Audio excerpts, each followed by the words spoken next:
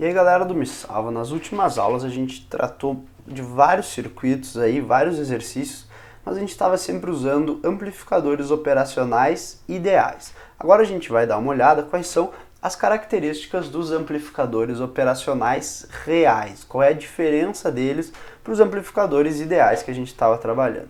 Então vamos ver algumas características aí. A primeira delas vai ser a tensão de offset. O que significa isso? Imagina que a gente tem aqui um amplificador operacional, a gente vai pegar as duas entradas dele ali e a gente vai aterrar. Bom, era de se esperar que quando a gente fosse medir a tensão V0 aqui, a gente mediria 0 volts. Mas isso não é verdade justamente devido a essa tensão de offset. Então, se tu tem um amplificador operacional, claro que ele tem que estar alimentado por mais ou menos VCC, devido às características internas dele ali, quando tu for medir esse V0 com as entradas aterradas, ele não vai ser zero, ele vai ser próximo de zero, mas não zero. No amplificador operacional ideal, o VOS, que é essa tensão de offset, era zero. Agora, o VOS vai ser diferente de zero e ele é mais ou menos da ordem de micro a milivolts. Então, de micro a milivolts, isso aí vai depender muito do componente. Isso aí não é nenhuma coisa que o teu fabricante pode te dizer. Isso aí vai depender das características específicas ali de cada coisinha que está dentro do amplificador operacional. Então isso aqui era no caso ideal e isso aqui vai ser no caso real. Então essa é a tensão de offset. Além disso, a gente tem também o ganho e as resistências. Se tu lembrar lá quando a gente falou de amplificadores operacionais ideais, o que a gente tinha lá?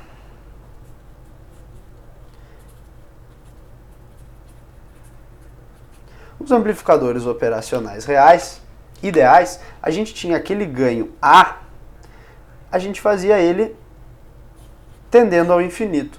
Nos amplificadores operacionais reais, é claro que ele não vai ser infinito. Ele vai ter um valor finito aí, que vai variar muito também de acordo com o amplificador, mas dá para dizer que é mais ou menos da ordem aí de 10 mil, mais ou menos. Além disso, tinham aquelas resistências internas lá do amplificador. A resistência de entrada e a resistência de saída.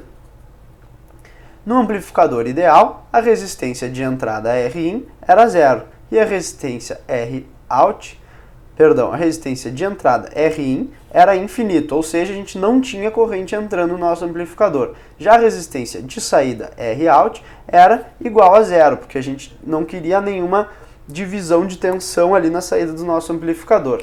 Já nos amplificadores agora reais, é claro que não vai ser nem infinito nem zero. Essa resistência Rin vai ter um valor muito alto, lá da ordem de mega ohms, por exemplo, e essa Rout vai ter uma resistência muito baixa, da ordem, por exemplo, de miliohms.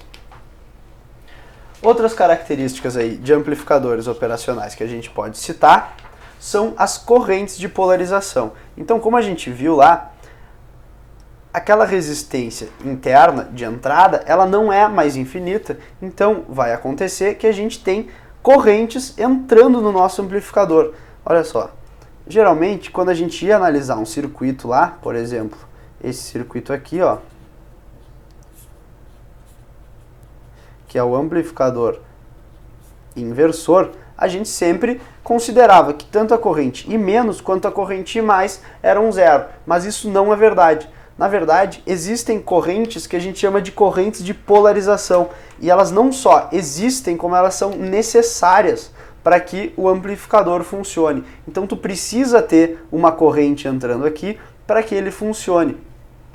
Isso vai ser bem importante e pode afetar também na hora de tu projetar um circuito. Se tu botar, por exemplo, um capacitor aqui e um capacitor aqui, esses capacitores vão filtrar lá essas correntes DC, eles vão se carregar e não vai ter essa entrada de corrente, teu amplificador não vai funcionar direito. Então a gente vai chamar essas duas correntes de IB+ e IB-, que são as correntes que vão entrar no terminal negativo e positivo, respectivamente.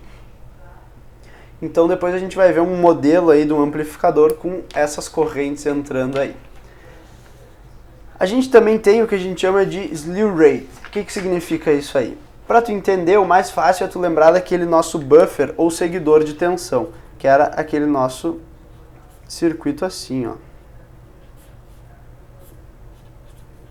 Era aquele circuito no qual VO era igual a VI.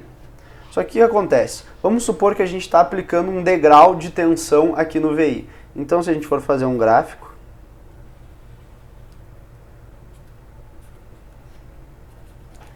em azul eu vou desenhar o VI. O VI ele era 0. No instante 0 ele passa a ser algum valor constante aí. O que vai acontecer? Idealmente, o VO teria que ser exatamente igual ao VI. Então o VO teria que ser essa linha azul aqui, mas isso não acontece. Por quê? Enquanto ele era 0, vamos dizer que o VO também era 0. Quando o VIN liga, não é instantaneamente que o VO vai se tornar igual ao VI. Então vai ter esse slew rate, que é um tempinho aí, ó, que demora para ele se acomodar. É como se fosse um capacitor sendo carregado mesmo aí. Para entrar em regime permanente, vai ter esse slew rate. Então, agora que a gente viu essas características aí, a gente vai ver quais são os modelos que a gente usa para botar essas características reais aí. Então, olha só, o primeiro deles vai ser o modelo para tensão de offset. Tu pode fazer assim, ó. Imagina que esse amplificador de dentro aqui, pequenininho, é um amplificador ideal. E esse grande de fora é o real. Então, o que acontece? A tensão de offset, tu pode modelar ela como uma fonte de tensão. Ela vai ser uma fonte de tensão localizada aqui, ó. E ela vai depender do teu amplificador operacional. Ela pode ser tanto negativa como positiva, dependendo aí da polaridade dos teus componentes. Então isso aqui vai ser o nosso VOS, que a gente vai modelar desse jeito aqui. Além disso, a gente pode modelar aquelas correntes IB+ de polarização e IB-, dessa maneira aqui, ó.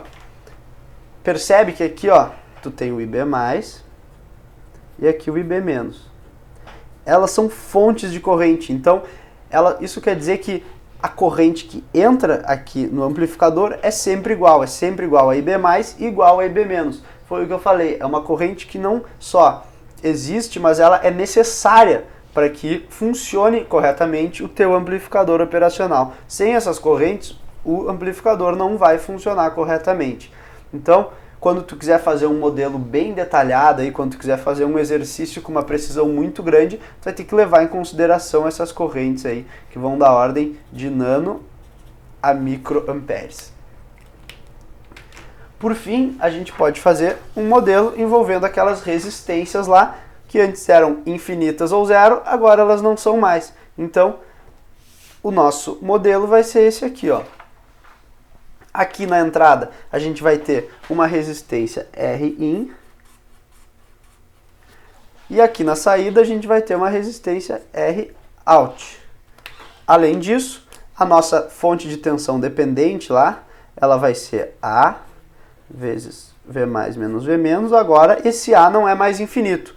E o que acontece? Esse Rin aqui é muito pequeno, mas é diferente, é muito grande, mas não é infinito. Então, ele permite que entre uma corrente aqui. Do mesmo jeito, essa resistência aqui, Rout, é muito pequena, mas ela vai acontecer, então, uma divisão dessa tensão aqui gerada pela fonte dependente. Lembrando que isso aqui é tudo um modelo para o amplificador operacional. Então, tudo isso aqui que está dentro da linha pontilhada seria o nosso amplificador modelado aí através desses parâmetros. Então agora que a gente viu isso, na próxima aula a gente vai fazer um exercício aí envolvendo essas características reais dos amplificadores para entender como é que a gente pode lidar com elas. Era isso aí e até lá!